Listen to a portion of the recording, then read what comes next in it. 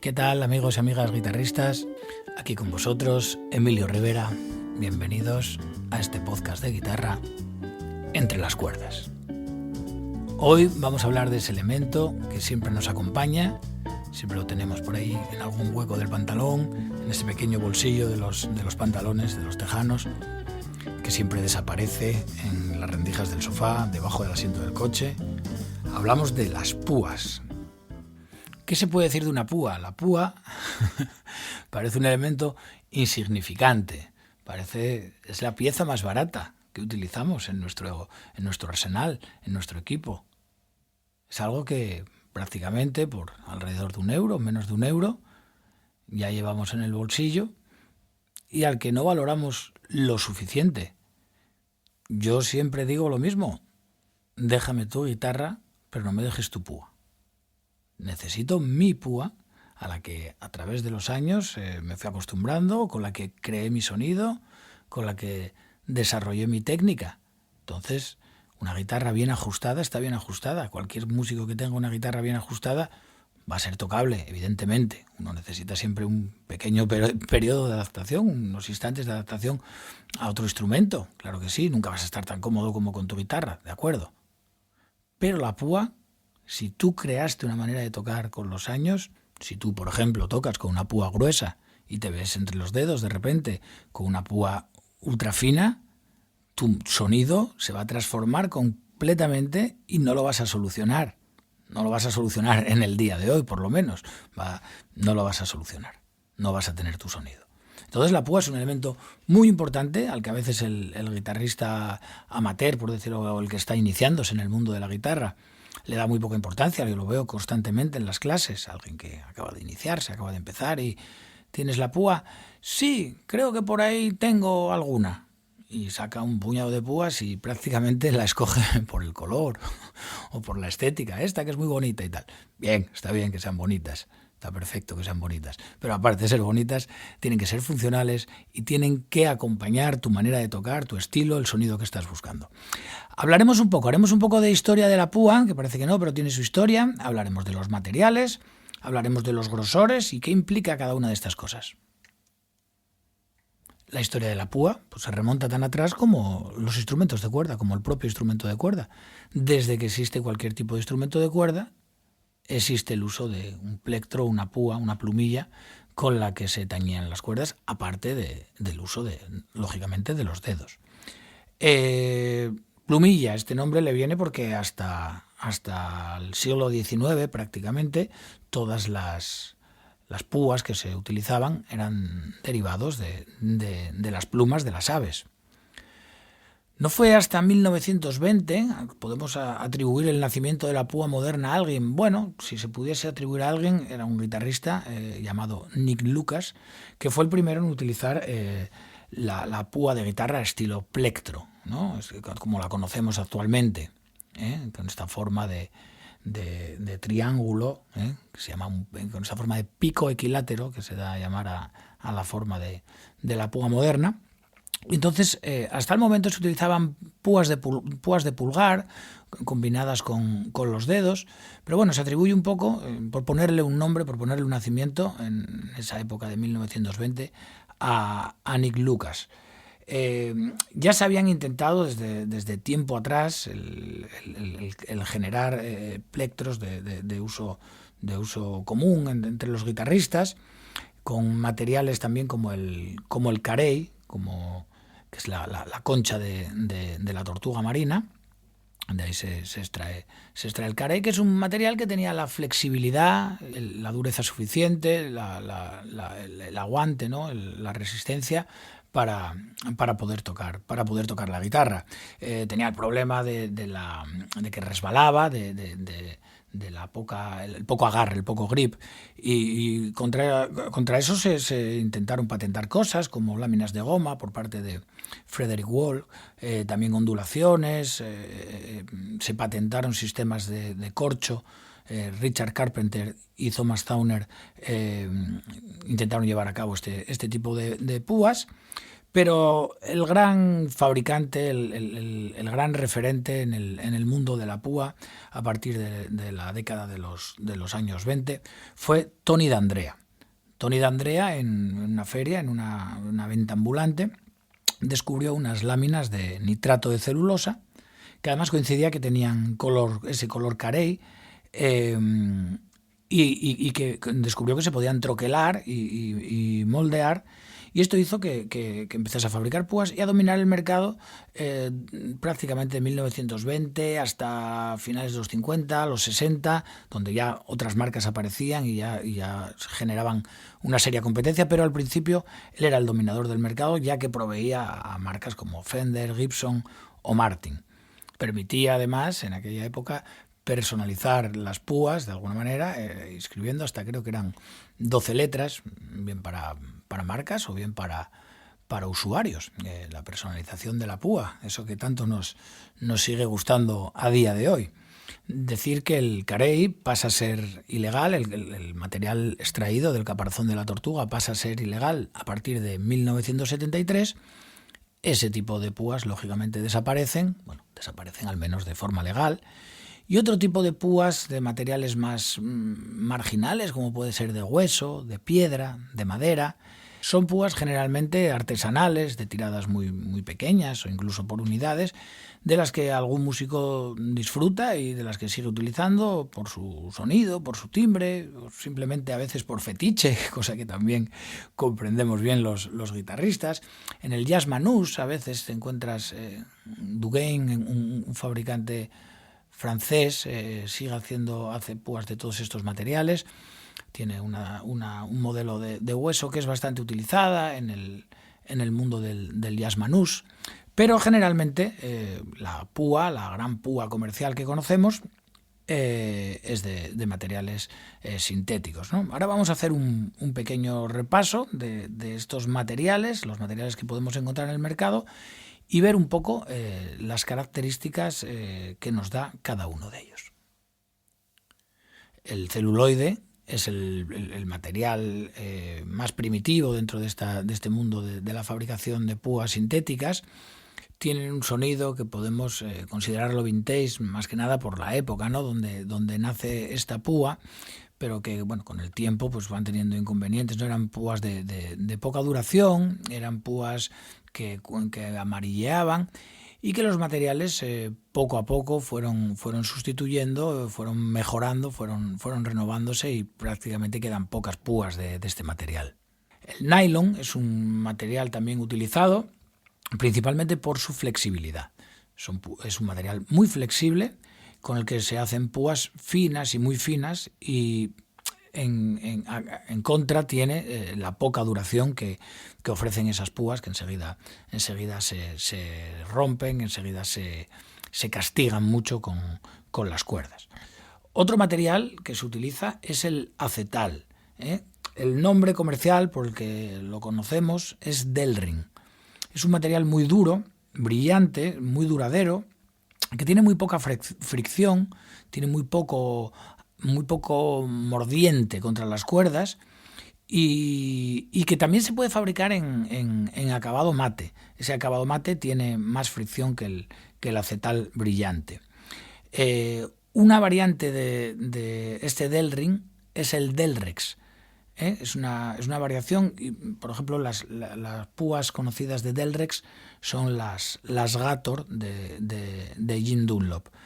Hay materiales un material que se conoce como Tortex, que es una imitación de la sensación, del tacto, del sonido y de la dureza y de la flexibilidad que tenían las antiguas púas de Carey. Estas púas Jim Dunlop que todos conocemos, que tienen una tortuga dibujada, pues la tortuga no fue una ocurrencia de diseño o un animal con el que los guitarristas se vayan a ver identificados, pero sí era por la imitación de aquel material que era el Carey, el famoso durante tiempo, que marcó una época.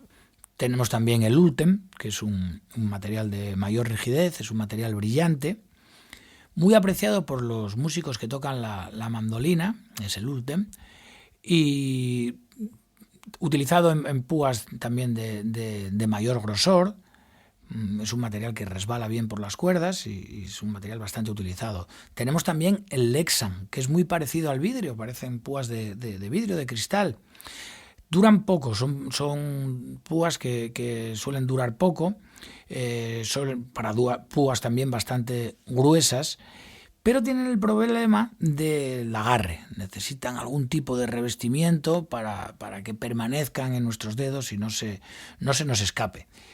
Hay un tipo de material, material acrílico, que prácticamente lo populariza o lo utiliza, yo creo que bastante en exclusiva, la marca V-Pix, que es muy resistente, muy ligero, acrílico, lo conocemos como acrílico, muy resistente, muy ligero, aguanta mucho el impacto de las cuerdas, no se agrieta, no se amarillea, lo puedes dotar de cualquier forma, de cualquier grosor, y tiene una característica muy especial que algunas de sus combinaciones sus combinaciones de material se calientan con el tacto de la mano, se calientan al tacto de los dedos y generan más agarre.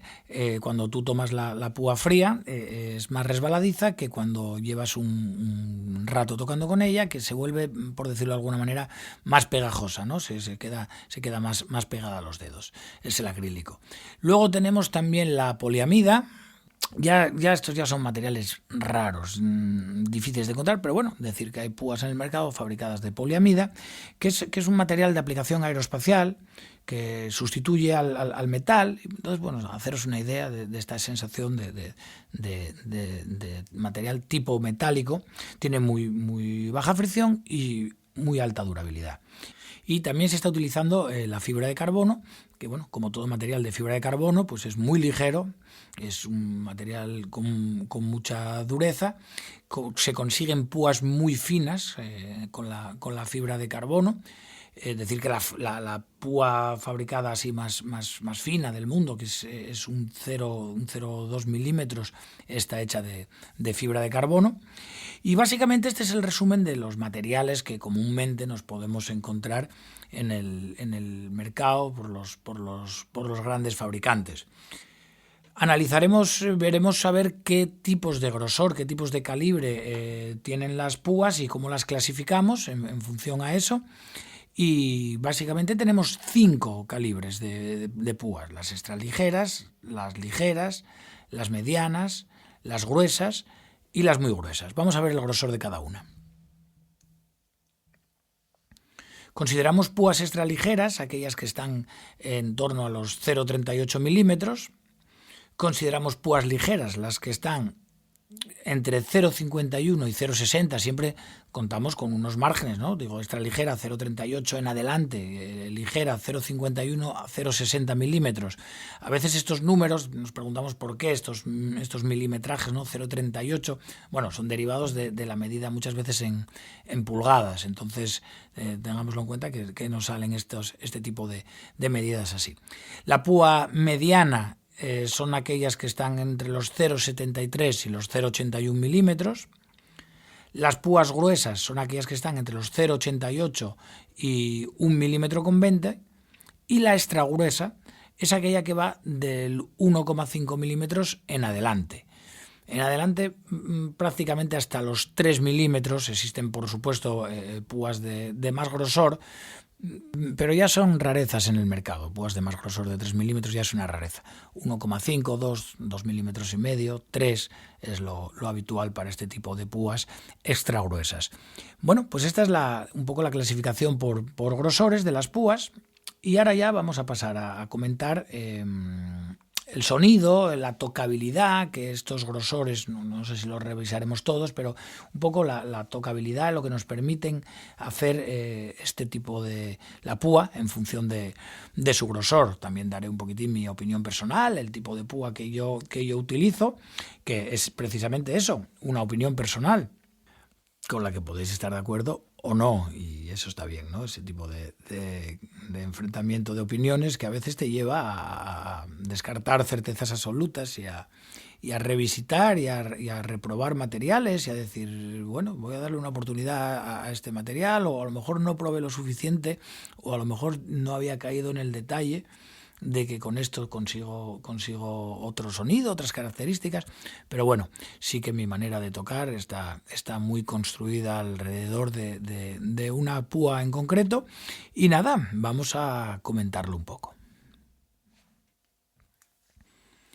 ¿Qué busco en una púa? ¿Qué busco cuando utilizo una púa? Tengamos en cuenta algo muy claro. La púa es la fuente original del sonido. Tu contacto con la cuerda, si se produce a través de ese material, de ese trozo de plástico, ese está siendo el origen de tu sonido. Podrás tener unos magníficos pedales, un amplificador maravilloso y todo lo que conlleva, ¿no? A veces los cables, todo lo demás. Pero la fuente de tu sonido, el origen de tu sonido, es la púa. Entonces, esto me lleva a probar las púas la mayoría de veces con la guitarra sin enchufar. Quiero escuchar cómo suena la cuerda cuando la ataco con un grosor determinado y con un material determinado. Y busco que el sonido de la cuerda al vibrar, o sea, el ataque de la púa contra la cuerda, produzca un sonido limpio, claro, en el que se produzca prácticamente la nota y nada más. Si oigo la nota y una fricción, ya no es la púa que a mí personalmente me sirve, la púa que estoy buscando. Esto, claro, lógicamente viene condicionado por estilos y viene condicionado por maneras de tocar. Si además de la nota oigo un placa, placa, placa de la cuerda, de la púa flexionándose, pues está ahí ese sonido. No sale por el amplificador, pero está ahí, está en el origen del sonido. Hay una flexión del material, hay un estallar, por decirlo de alguna manera, de la púa y después viene el sonido. Entonces, yo utilizo púas extra gruesas. Yo utilizo púas de 3 milímetros. Las Jim Dunlop es el fabricante, podemos decir ahora, más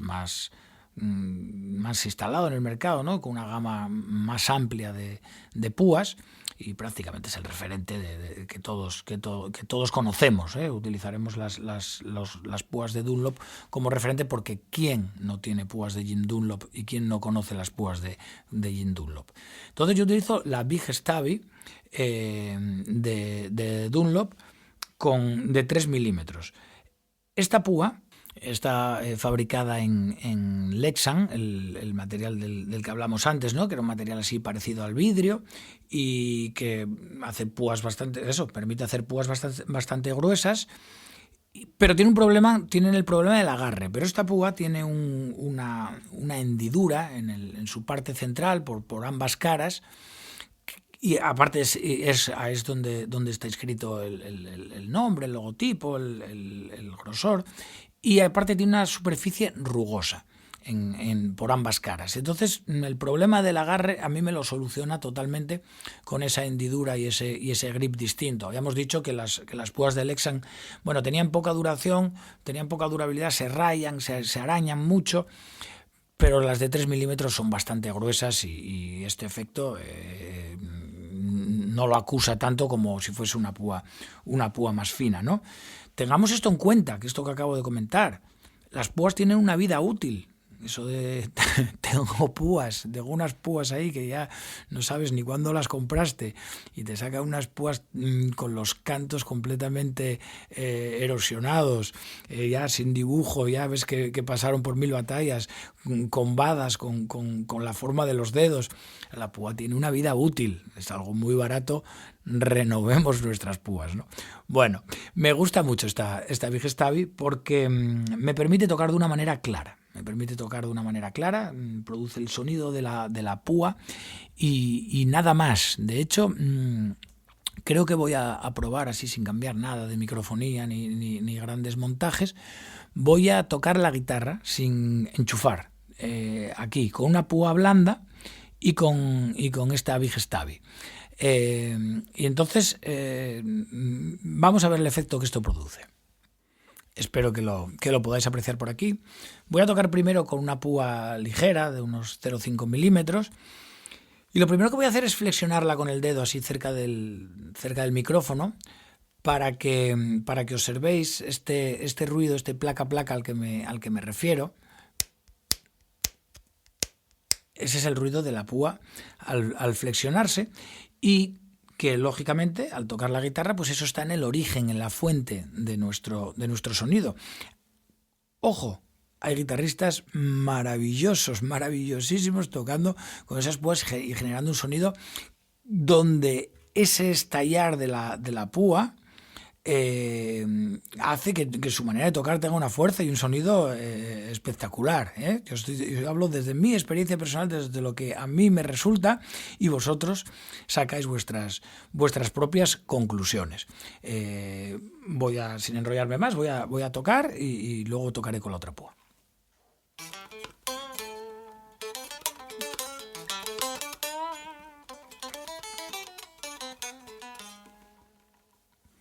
Vale, esto sería con esa púa más flexible, y ahora lo haré con la Big Stabby.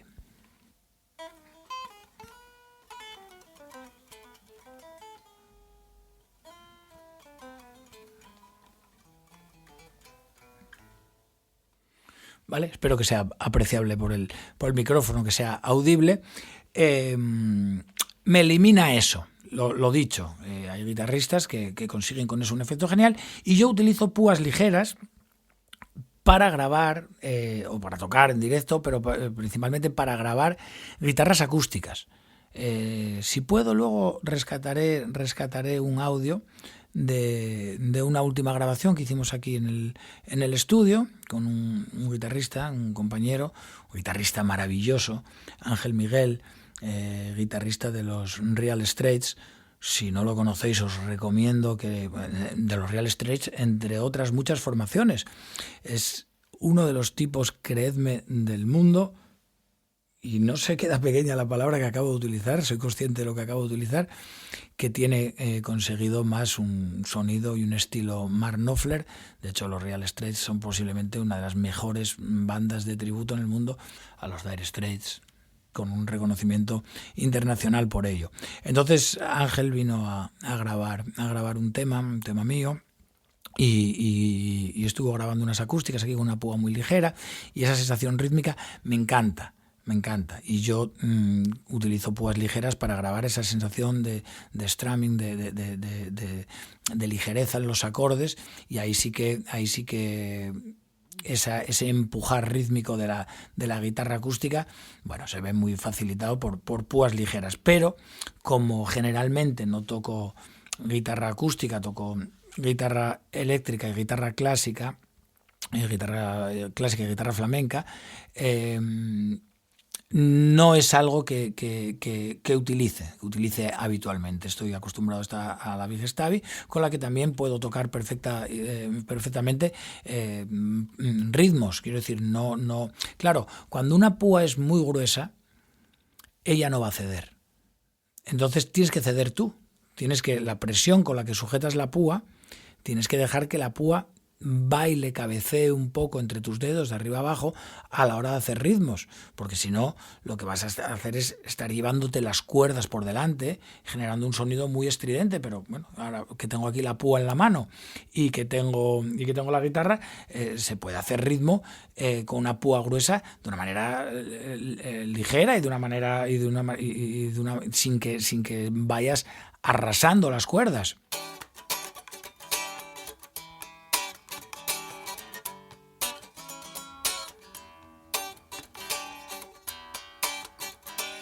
¿Vale? Se puede. Ahora sí tienes que dejar que la púa baile un poquitín entre tus dedos.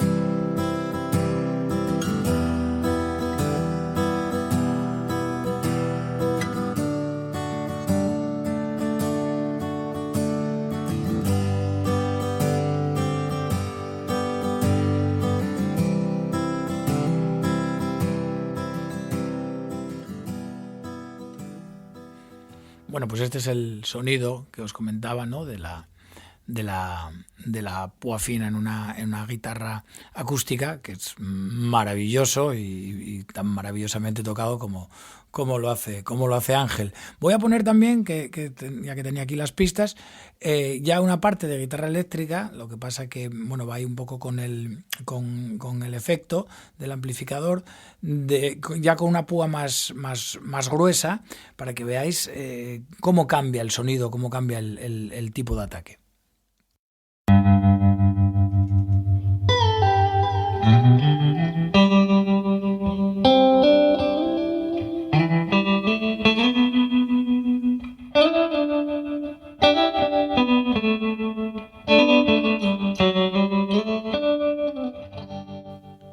Bueno, sirva esto de ejemplo un poco de lo que estamos comentando, ¿no?